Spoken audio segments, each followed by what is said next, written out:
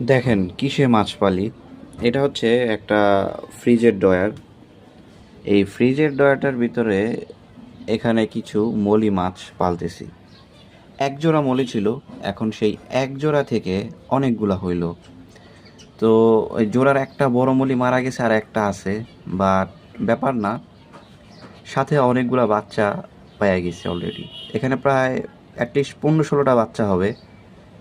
আর orange colour, white colour, কিছুটা হালকা greenish mix করে আসছে।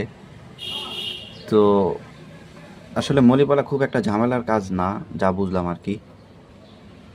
কতটুকু দেখতে পাইতেছেন জানি না, ওই যে দেখেন মাছগুলা নিচের দিক চলে গেছে। আর এখানে এই গাছগুলো দেওয়া ছিল পানির গাছ। আর পাশে প্রচুর ডিম হয়েছে, এই যে দেখতেছেন ডিম। এগুলা কিসের ডিম পারলে একটু কমেন্ট করে জানান। তো এইভাবে কি